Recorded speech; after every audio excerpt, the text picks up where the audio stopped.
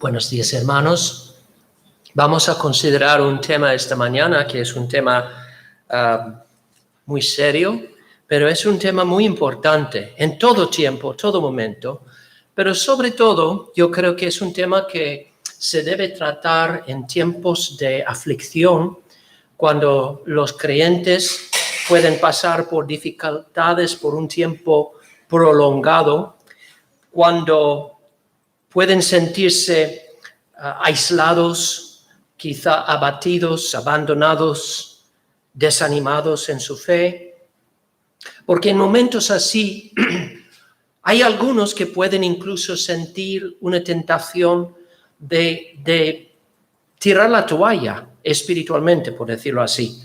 Sobre todo en tiempos cuando hay gran desorden en la sociedad, un tiempo de ruptura en el ritmo normal de la vida. Porque vamos a ser honestos, no todos los creyentes tienen el mismo nivel de madurez. Algunos son más maduros y pueden afrontar con más éxito tiempos de desorden, de ruptura en el ritmo de la vida, pero hay otros menos maduros y la gran tentación en esos tiempos es abandonar las costumbres buenas ya establecidas.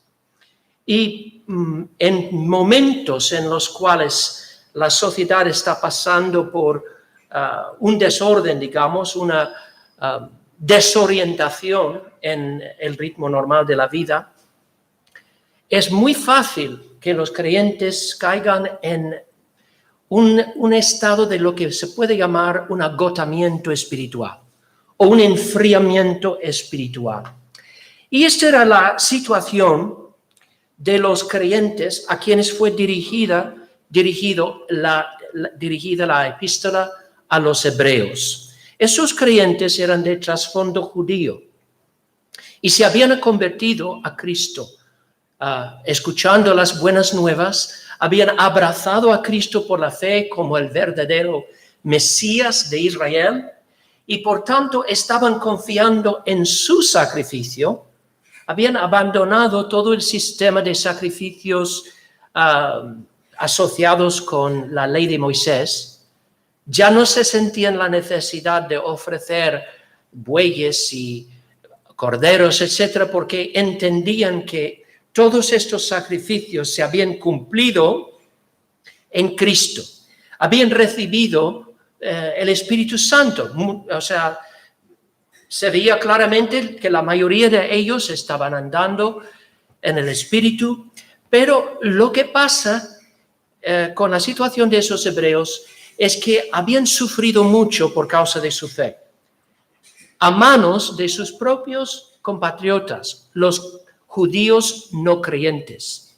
Porque esos judíos que rechazaban a Cristo, precisamente por rechazar a Cristo como el verdadero Mesías, tenían que pintarle como un hombre malvado, un farsante, un impostor que merecía la muerte que recibió a manos de los romanos porque era un hereje, había blasfemado a Dios llamándose el Hijo de Dios. Entonces los judíos a su alrededor que no creían en Cristo se habían vuelto muy en contra del cristianismo.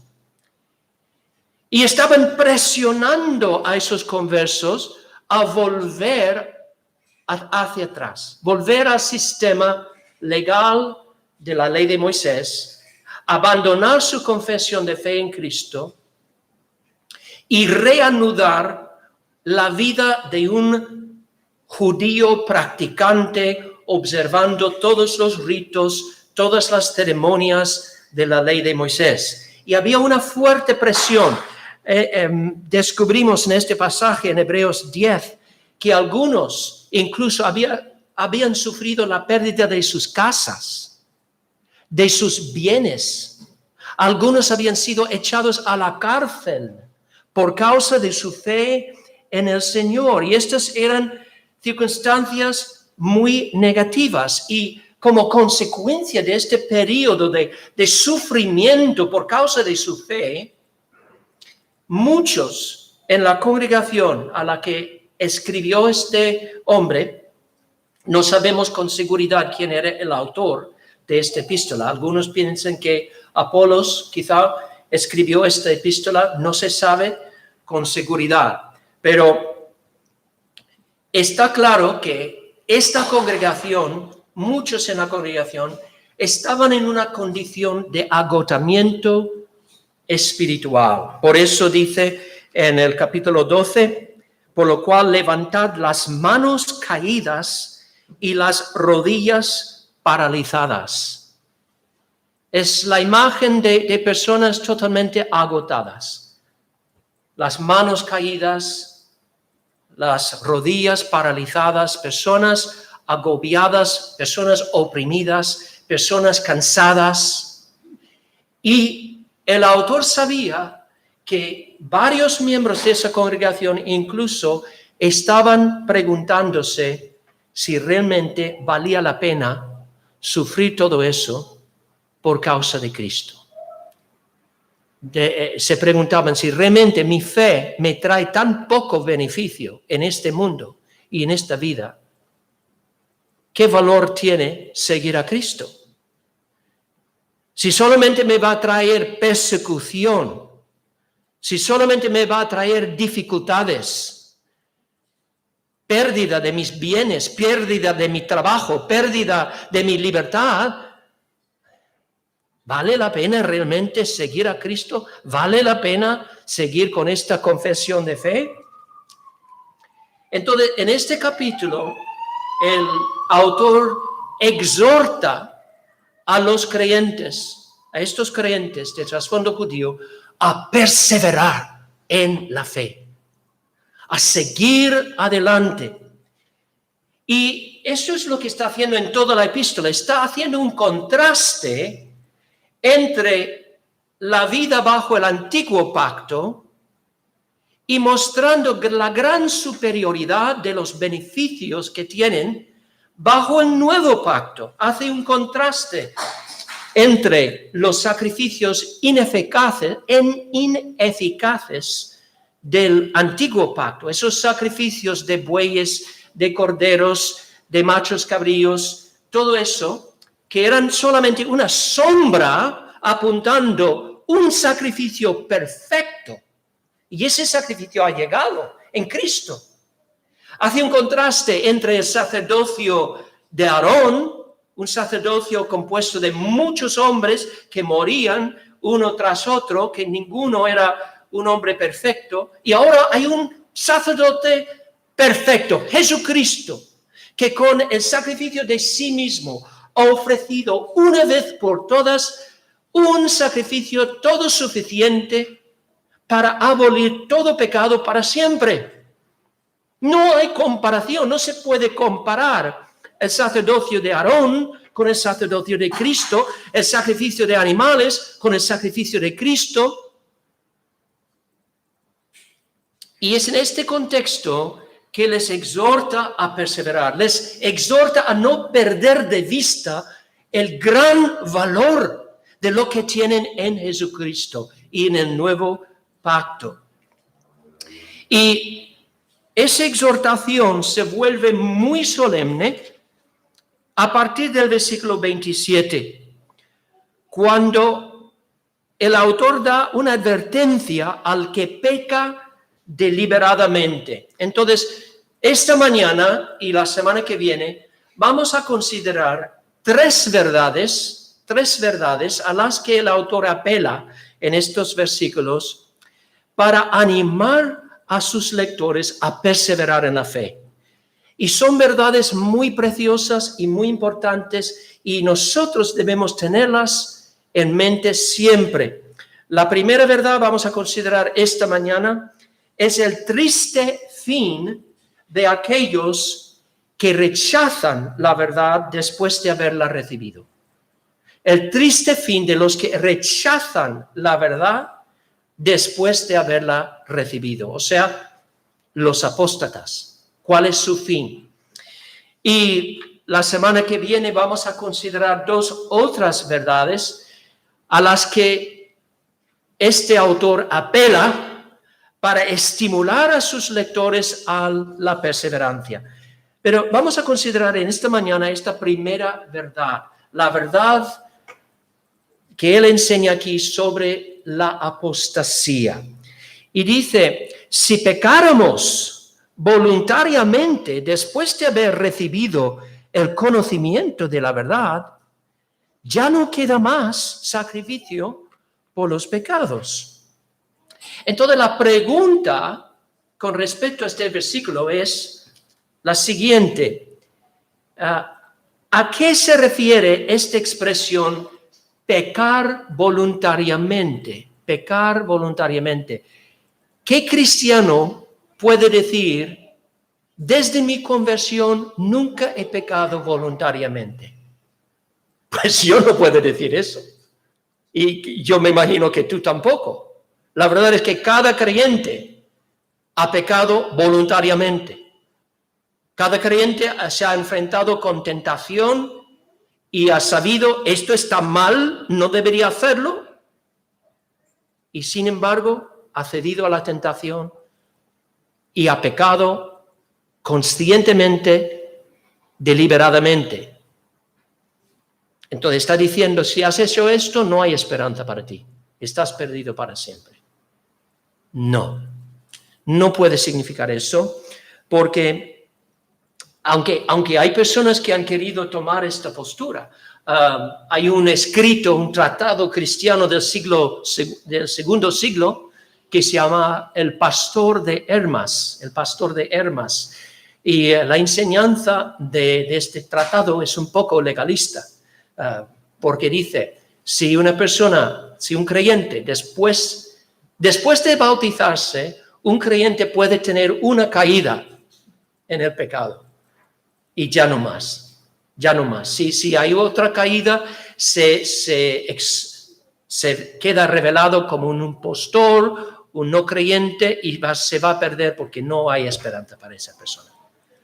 Pues eso realmente no es bíblico, hermanos. Sabemos que eso va en contra de la enseñanza bíblica sobre la salvación, porque la Biblia reconoce esto, que somos salvos por pura gracia y por la sola fe en Cristo. Y tiene que ser así porque nosotros no alcanzamos nunca en esta vida la perfección de Dios.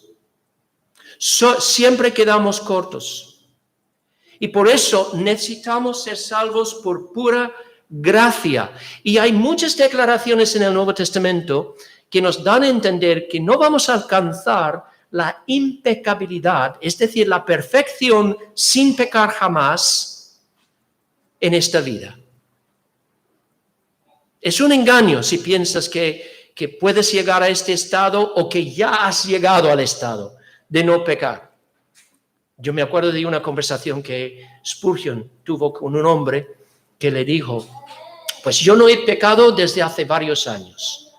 Y dijo Spurgeon, yo casi quería pisar su pie y ver cómo reaccionaba. Pero la verdad es que la Biblia reconoce que en nuestra condición mortal somos imperfectos. Por eso dependemos constantemente de la misericordia de Dios y de su perdón. Dice Santiago, por ejemplo, que nosotros todos ofendemos muchas veces. Está claro, todos ofendemos muchas veces. El apóstol Juan dice, si decimos que no tenemos pecado, nos engañamos a nosotros mismos. Y la verdad no está en nosotros. Por supuesto, como cristianos procuramos no pecar, clamando a Dios por su fuerza, por la fuerza del Espíritu Santo, intentamos huir del pecado, decir no a la tentación y mortificar, poner a la muerte los deseos pecaminosos en nuestro cuerpo. Y por la gracia de Dios, vamos progresando en santidad. Eso sí, un cristiano progresa en santidad, pero no alcanzamos esa perfección impecable en esta vida. Por eso la Biblia dice que para andar en la luz verdaderamente, tenemos que confesar nuestros pecados a Dios. Si ocultamos la verdad de nuestro pecado, eso no es andar en la luz, esto es engañarnos. Dice, si confesamos nuestros pecados, Él es fiel y justo para perdonar nuestros pecados y limpiarnos de toda maldad.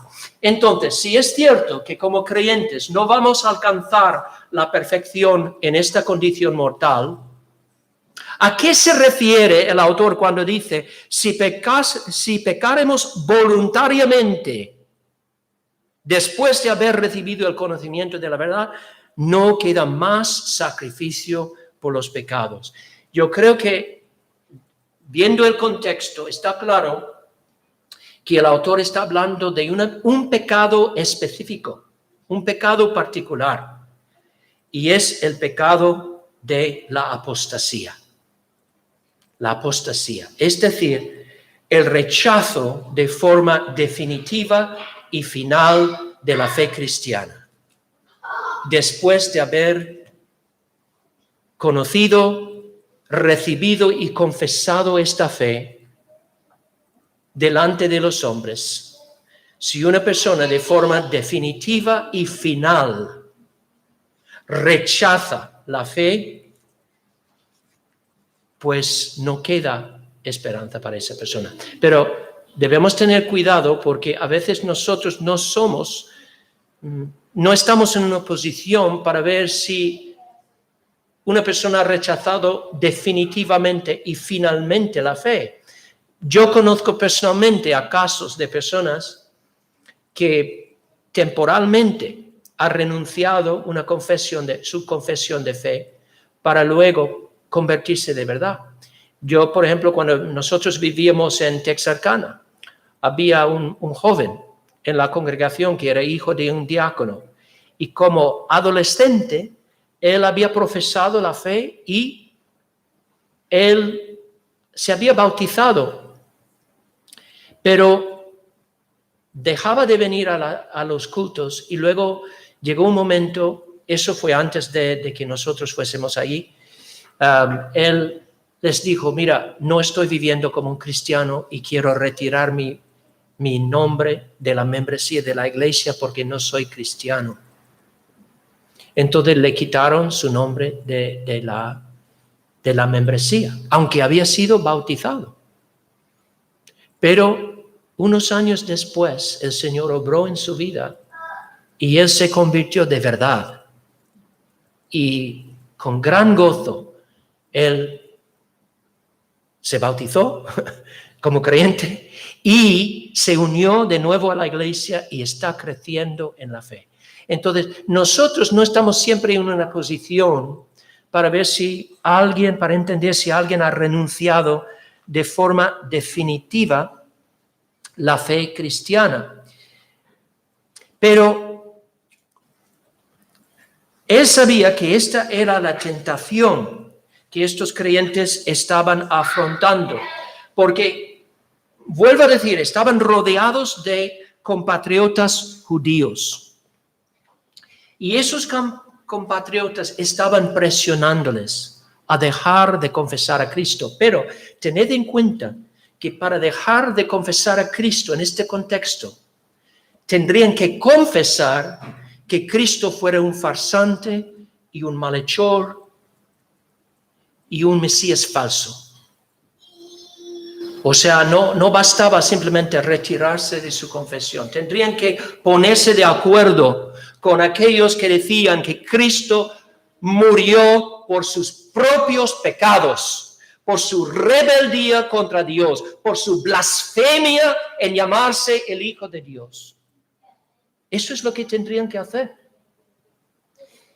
Entonces les da esa advertencia para que ellos se den cuenta de la gravedad de la condición de aquellas personas que caen en el pecado, de renunciar final y definitivamente la fe cristiana.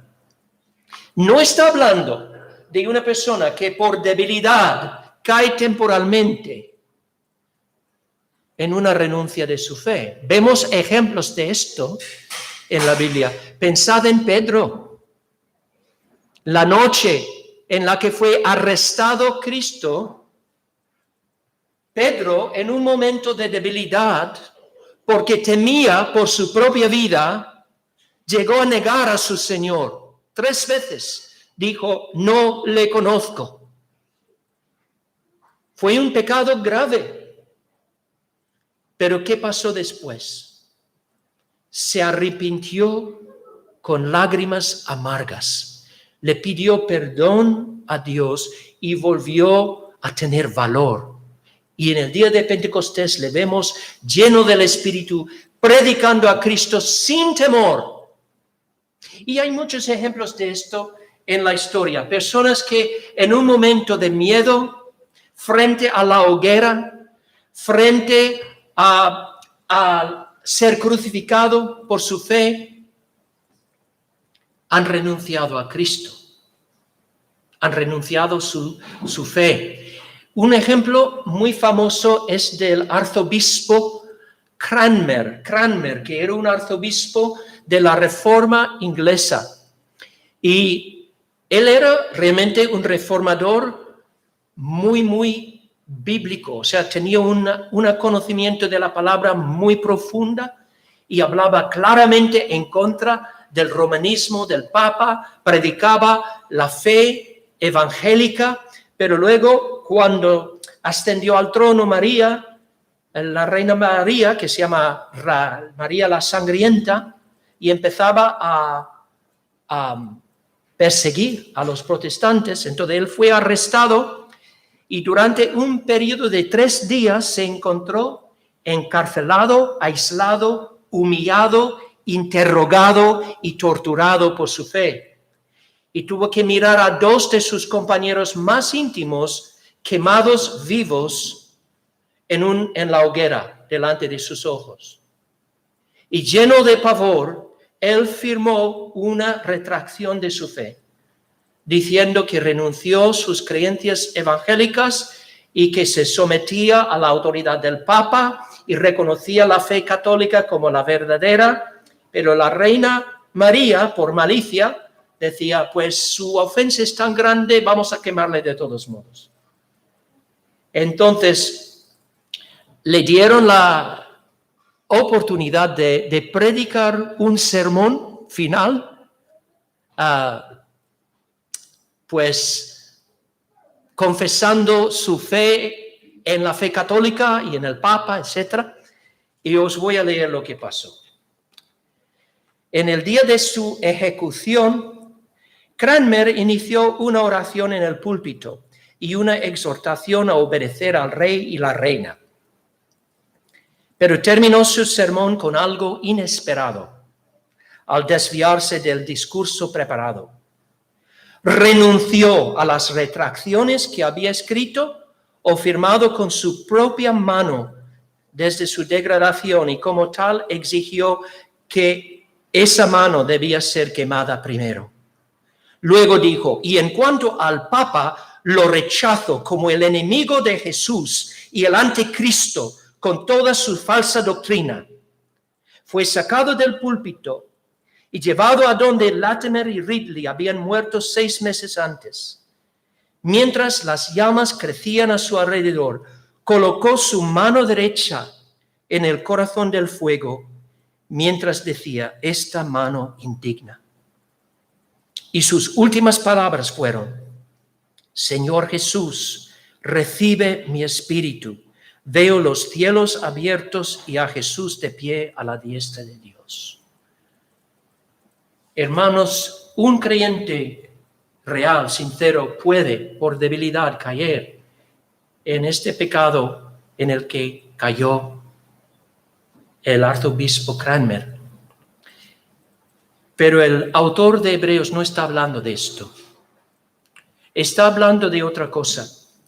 Está hablando de aquellos que se apartan de la verdad de tal modo que rechazan de forma tajante finalmente la fe cristiana. Y quiere que sus lectores comprendan el horror de lo que ellos están haciendo. Una persona que ha conocido la verdad del Evangelio y luego se vuelve en contra del Evangelio, ¿qué está haciendo en realidad? Y usa 3 verbos fuertes para expresar lo que están haciendo. Pero primero habla de las consecuencias de abandonar la fe. Si abandonas la fe, ya no hay más sacrificio por tus pecados. Es como si hubieras renacido en un mundo sin Cristo. En un mundo en el que existe tu pecado, existe tu culpa, pero no hay ningún Salvador. No hay nadie que ha entrado en el mundo para morir en la cruz por ti. No hay nadie que se ha cargado con tus pecados. Tú entras la eternidad con todos tus pecados encima. No hay ningún remedio. Es como si pensar, por ejemplo, en el COVID, ¿no? Digamos que mañana alguien inventa un remedio, una cura por el COVID. Pero vamos a decir que es un virus peor que el COVID, un virus que está infectando literalmente a todo el mundo y todos que quedan infectados mueren, sin ninguna excepción. Si alguien rechaza ese remedio, está abrazando la muerte. Porque no hay otro remedio, es el único. Y eso es lo que el autor está diciendo. Los que rechazan a Cristo, aunque vuelvan al sistema de ritos bajo el antiguo pacto, ningún animal va a poder quitarte tus pecados. La sangre de ningún cordero, de ningún buey, de ningún cabra, nada va a poder quitar tus pecados. Segundo, quiere que comprendan, dice si rechazan a Cristo, no queda más sacrificio por los pecados, sino una horrenda expectación de juicio y de hervor de fuego que ha de devorar a los adversarios. Y para que comprendan la gravedad del pecado que están cometiendo, hace un contraste entre los que pecaban bajo la ley de Moisés, violando la ley, y los que pecan rechazando a Cristo. Dice, el que viola la ley de Moisés por el testimonio de 2 o 3 testigos muere irremisiblemente. ¿Muere en qué sentido? Muere físicamente, porque bajo la ley de Moisés, si alguien cometía un pecado grave, un pecado contra la ley moral grave, por ejemplo, si participaba en la brujería o la idolatría o el adulterio o alguna perversión sexual, no había ningún sacrificio bajo la ley. Ningún sacrificio bajo la ley que se podía ofrecer por esas ofensas. La persona simplemente moría físicamente por el testimonio de 2 o 3 personas. Pero existía la posibilidad que esa persona, antes de ser apedreado, podía clamar a Dios y ser perdonado y entrar en la gloria. Pero no es así con la persona que rechaza a Cristo. Porque es un pecado aún peor. Porque el que rechaza al Señor no solamente viola la ley de Dios, viola el espíritu de gracia. Rechaza el amor de Dios. Dice, ¿cuánto mayor castigo pensáis que merecerá el que pisoteare el Hijo de Dios, tuviere por inmunda la sangre del pacto, en la cual fue santificado e hiciera afrenta al Espíritu de gracia? Son expresiones, son verbos muy fuertes. Los verbos pisotear tener por inmunda, hacer afrenta. El autor está tratando de ayudarnos a ver la gravedad de lo que ocurre cuando alguien rechaza a Cristo.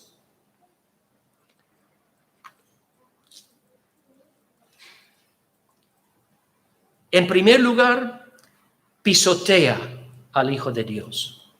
Pisotea al Hijo de Dios. El verbo pisotear. Normalmente pisoteamos cosas que tienen poco valor. Pisoteamos la tierra, pisoteamos un camino pedregoso, la acera, unas escaleras, cosas construidas de materiales baratos y comunes, como el cemento, la tierra, la roca, la madera. Pero nadie pisa un cuadro de Miguel Ángel. Nadie pisa su anillo de boda. Nadie pisa el vestido de boda que su mujer llevaba en la boda. Nadie pisa la fotografía de su cónyuge y sus hijos. ¿Por qué? Porque son cosas de valor. Son cosas preciosas. Y hermanos, no hay nada más precioso, ni en el cielo ni en la tierra, que el Señor Jesucristo. Pero el apóstata, esto es lo que hace. Pisotea al Hijo de Dios como si fuera una pila de estiércol en el campo. Y no solo eso, tiene por inmunda la sangre de Cristo. El trasfondo de esta expresión, otra vez, es la ley de Moisés, porque según la ley había animales como los cerdos que se consideraban inmundos. Entonces, sangre inmunda sería sangre de un animal inmundo. La persona que rechaza a Cristo está tratando su sangre como si fuera la sangre de un cerdo, de un animal inmundo. Y en tercer lugar, hace afrenta al Espíritu de gracia.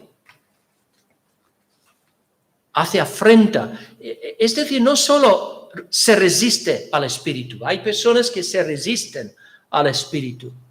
Pero el apóstata lo que hace es que vuelve en contra de la obra del Espíritu. Es obra de convencerle de su pecado, de mostrarle su necesidad del Salvador. Y con gran agresividad se vuelve en contra de esa obra del Espíritu hasta el punto de burlarse de sus pecados, de repudiar cualquier reconocimiento de su necesidad de salvación o de perdón. Y hay ejemplos en la historia de personas así, apóstatas, verdaderos apóstatas. No estamos hablando de personas creyentes débiles que han caído en un momento de debilidad en el pecado de renunciar a Cristo temporalmente. Yo pienso, por ejemplo, he mencionado y ya estudiamos en el estudio de los jueves al Carlos Marx, ¿no? El famoso filósofo del siglo XIX. Y en su juventud, Marx profesaba la fe cristiana. E incluso llegó a escribir un tratado cuando tenía 17 años con el título La unión del creyente con Cristo. Y os voy a leer una porción de ese tratado que escribió Carlos Marx con 17 años. La unión con Cristo consiste en la comunión más íntima y vital con Él, en tenerle ante nuestros ojos y en nuestro corazón, y estar imbuidos del amor por Él. Al mismo tiempo que volvemos nuestro corazón a nuestros hermanos, por quienes Cristo también se sacrificó a sí mismo. Este amor por Cristo no es estéril, no solo nos llena de la más pura reverencia y respeto por Él, sino que también nos mueve a guardar sus mandamientos, a sacrificarnos los unos por los otros, a ser virtuosos, pero virtuosos únicamente por amor a Él. ¿Quién nos soportaría el sufrimiento con gozo, sabiendo que por permanecer en Cristo, Dios mismo es glorificado? Por tanto, la unión con Cristo confiere exaltación interior, consuelo en el sufrimiento, serena seguridad y un corazón abierto al amor de los hombres, a todo lo noble, a todo lo grande, no por ambición, no por deseo de fama, pero solo por Cristo. Por tanto, la unión con Cristo confiere un gozo que solo conoce la mente que está vinculada con Cristo y por Cristo con Dios, una alegría que hace la vida más elevada y más bella. Palabras de Carlos Marx. Pero unos años más tarde, este hombre podría decir: cuanto más de sí mismo el hombre le atribuye a Dios, menos deja para sí mismo. El hombre es el ser supremo para el hombre.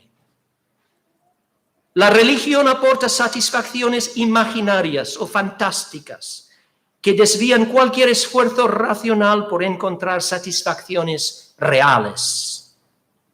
Mi objetivo en la vida es destronar a Dios y destruir el capitalismo.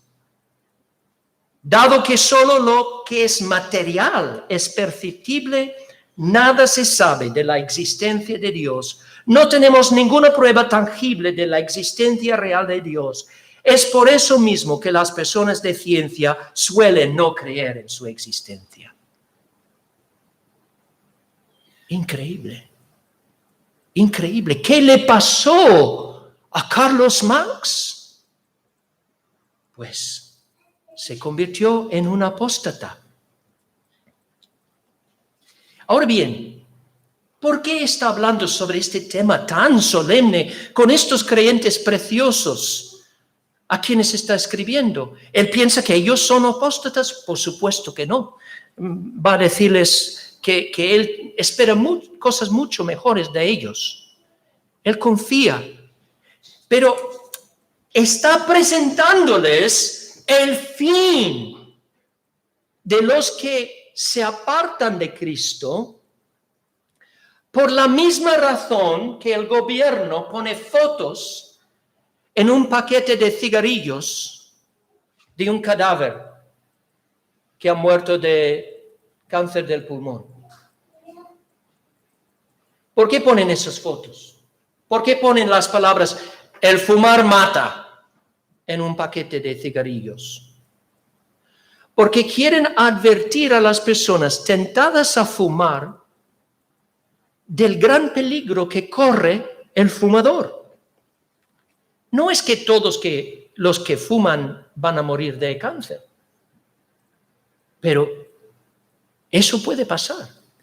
Entonces, lo que está diciendo a sus lectores es esto. Está diciendo: mira, yo sé que todos vosotros profesáis ser creyentes en el Señor Jesús, pero sé que algunos están afrontando la tentación de volver atrás, de apartaros de la iglesia, de apartaros de vuestra profesión de fe.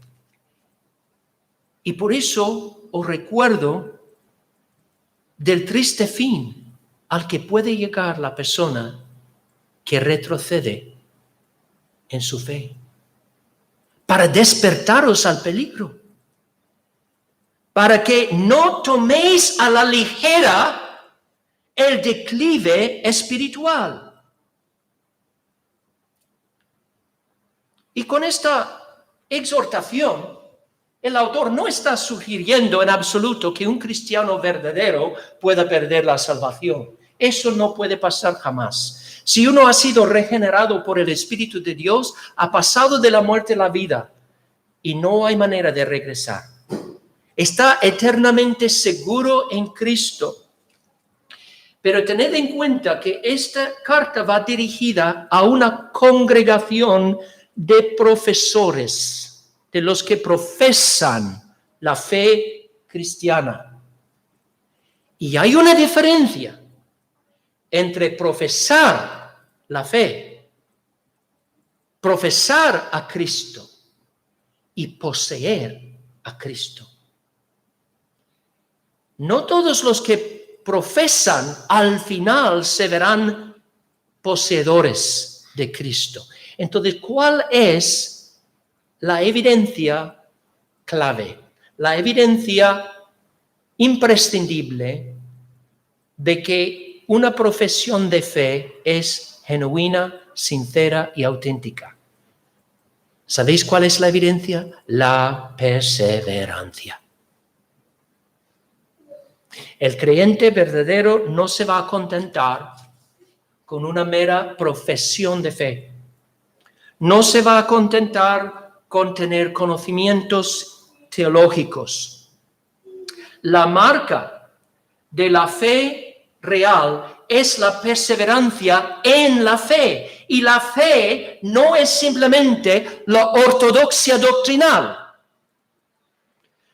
Cuando la Biblia habla de la fe, está hablando de la fe vital, de una religión vital. Nosotros a veces oímos a personas decir, bueno, yo no tengo una religión, tengo una relación. Yo tengo problemas con esta frase, porque la Biblia distingue entre dos tipos de religión. La religión falsa y la religión real. Escucha lo que dice Santiago. Si alguno se cree religioso entre vosotros y no refrena su lengua, sino que engaña su corazón, la religión del tal es vana. La religión pura y sin mácula delante de Dios el Padre es esta: visitar a los huérfanos y a las viudas en sus tribulaciones y guardarse sin mancha del mundo. O sea, la Biblia reconoce lo que se llama la religión pura y sin mácula, y es fruto de una fe genuina en Cristo. Y os digo por qué. Porque es imposible que alguien confíe en Cristo sin ser transformado por Cristo.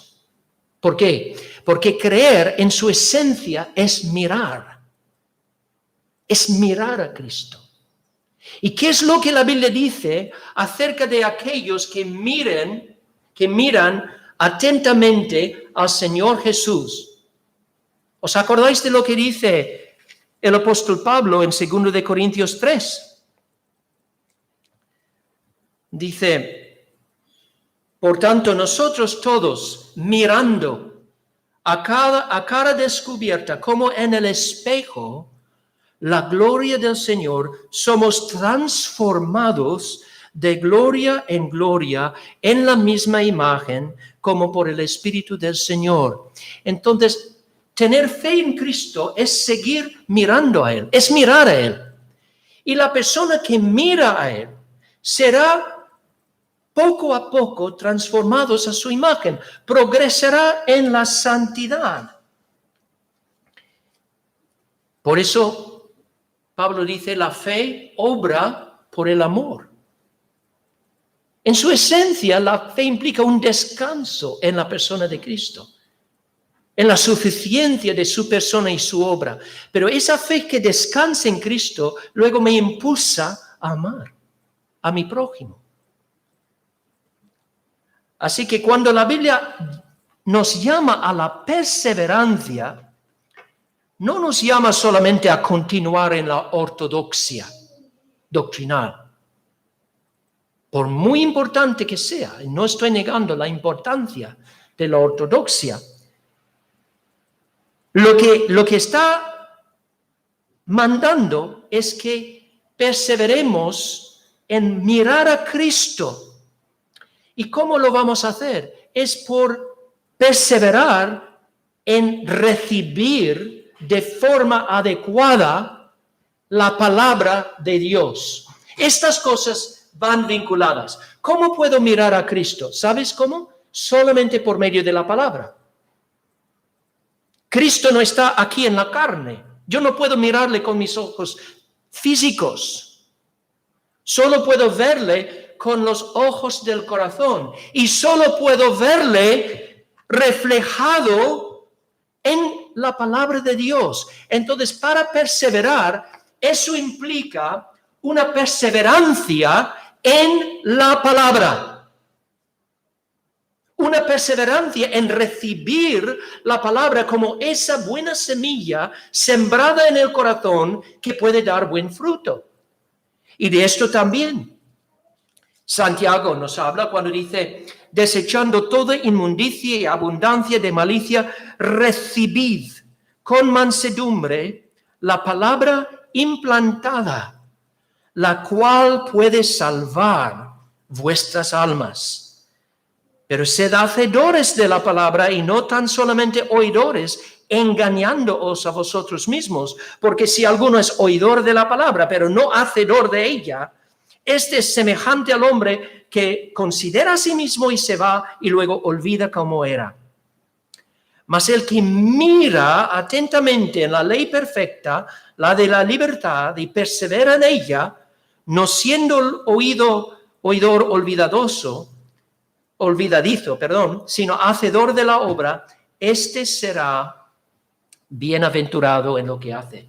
Es muy interesante lo que dice Santiago. Dice que si recibimos la palabra correctamente, es decir, con ganas de ponerla por obra, no solamente para escuchar y olvidarnos de lo que hemos oído, sino con corazones abiertos para retener la palabra, para obedecer la palabra. Entonces dice esto, algo asombroso. Dice, recibid con mansedumbre la palabra implantada, la cual puede salvar vuestras almas. ¿Pero no he sido ya salvado? ¿No dice Efesios 2? Por gracia habéis sido salvados por medio de la fe, y esto no de vosotros, sino es don de Dios, por supuesto. Por supuesto, en el momento de ser llamados a Cristo, Dios nos salva. ¿Qué quiere decir eso? Pues nos saca del reino de las tinieblas y nos transporta al reino de su Hijo amado. Quedamos regenerados por el Espíritu de Dios, revestidos de la justicia de Cristo, adoptados como hijos de Dios, de forma irreversible. Y por eso podemos decir, hemos sido salvos ya por la gracia de Dios. Pero no olvidemos, hermanos, que la salvación de Dios es un don multifacético. Y la Biblia habla de la salvación en 3 tiempos verbales. 3 tiempos verbales. El creyente es una persona que ha sido salvo ya de la condenación del pecado, del dominio del pecado. Y precisamente porque ha sido salvo, Dios le va salvando todos los días del pecado en su vida. Porque tened en cuenta que cuando llegamos a Cristo, todavía no hemos sido glorificados. Todavía tenemos por dentro la carne. Tenemos ignorancia, tenemos errores en nuestra forma de pensar, en nuestra vida. Podemos tener pecados ocultos de los que no somos conscientes. Entonces, Dios nos salva para seguir salvándonos en la práctica, en la vida diaria de nuestros pecados. ¿Y cómo nos salva? Por medio de su palabra. Por medio de su palabra, sembrada en nuestros corazones. Esa palabra nos ilumina, alumbra nuestra mente para que podamos descubrir si hay algo que anda mal en nosotros. Y así Dios va limpiando, puliendo, su nueva creación. Por eso dice Santiago que la palabra es como un espejo. ¿Por qué miramos al espejo? Pues queremos ver si hay una mancha en el rostro, hay un poco de suciedad que tiene que ser lavado.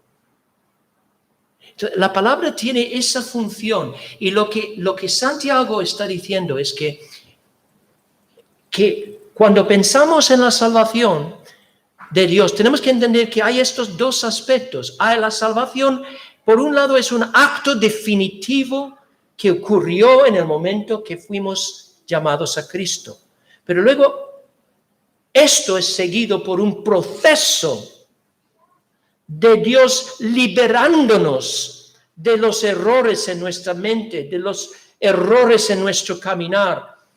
Y el punto clave que quiero recalcar es que no podemos jactarnos de la salvación que hemos recibido si no estamos siendo salvos en la vida diaria del pecado por la palabra de Dios, por el ministerio de la palabra en mi vida. En otras palabras, tenemos que distinguir, hermanos, entre una seguridad de salvación bien fundada y lo que muchos teólogos han llamado la presunción carnal. La presunción carnal. Es la idea de que, bueno, yo en un tiempo hice una decisión, o pues yo sé que mi teología es ortodoxa. Ah, sí. Pero hay una realidad en tu vida de una lucha diaria con el pecado. ¿Estás buscando al Señor en la vida diaria? ¿En la oración? ¿Estás permitiendo que Dios implante en tu corazón su preciosa palabra para salvarte del pecado que aún mora en ti? ¿O estás complacido con un enfriamiento espiritual? Estás abandonando completamente los medios de gracia y no pasa nada porque sé que estoy bien con el Señor. No te engañes. La perseverancia es necesaria.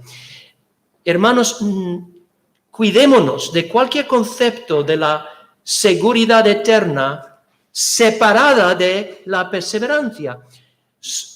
Los santos son eternamente seguros, pero son seguros porque el Dios que los salvó sigue salvándolos en la vida diaria. Hay una obra continuada en su vida, una obra de capacitar a ellos a perseverar en la fe.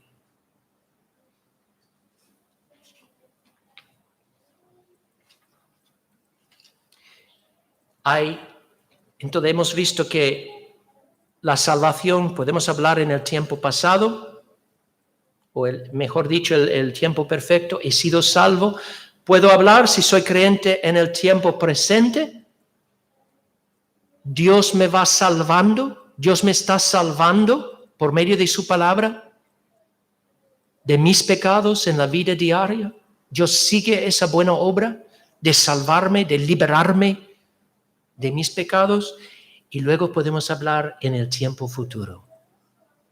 Llegará un día cuando Dios me salvará por completo, en el día de la redención de mi cuerpo de la muerte. Y de esto Pablo habla en Romanos 8, dice: nosotros que tenemos las primicias del Espíritu, nosotros también gemimos dentro de nosotros mismos, esperando la adopción, la redención de nuestro cuerpo. Vivimos en esperanza de una liberación gloriosa que está aún por venir. Así que la salvación es un don multifacético. Y tenemos que hablar de la salvación con estos tres tiempos verbales. He sido salvo, estoy siendo salvado y seré salvo en el día final. Y si no entendemos este carácter multifacético de la salvación, vamos a malentender la doctrina de la seguridad eterna de los santos. Vamos a pensar, bueno, Dios me salvó y ahora no importa lo que pasa después. No, en absoluto. La salvación definitiva en el pasado tiene que ser seguida por una salvación continuada en el presente, con esa lucha de la fe, la buena batalla de la fe. Y el que persevera hasta el final será salvo, dice Cristo. La semana que viene vamos a profundizarnos en la dinámica de la perseverancia. Vamos a concluir ver este pasaje. Pero quiero terminar diciendo a todos, y incluso a mí mismo, que a veces cuando nos encontramos en esta situación de agotamiento espiritual y nos sentimos desalentados, deprimidos, o digamos un poco enfriados espiritualmente, a veces queremos realmente una caricia, ¿no? Oh, pobrecito. A veces lo que necesitamos es una jarra de agua fría en el rostro. Es decir, a veces si estamos titubeando, vacilando en la firmeza de nuestro compromiso con el Señor, es bueno ver esa foto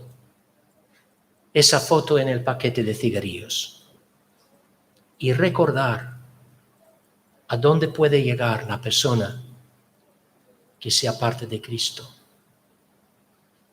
Eso mete hierro en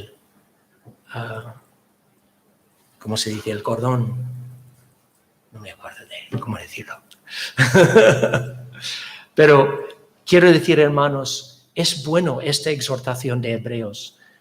Tomémosla a pecho. Y que el Señor nos consuele también con las promesas de su palabra. Él mismo que comenzó la buena obra en nosotros, Él la terminará. Así que podemos descansar en su fidelidad y de esta postura de descanso, seguir luchando, seguir perseverando, no vacilando, no titubeando, no mirando hacia atrás. Amén.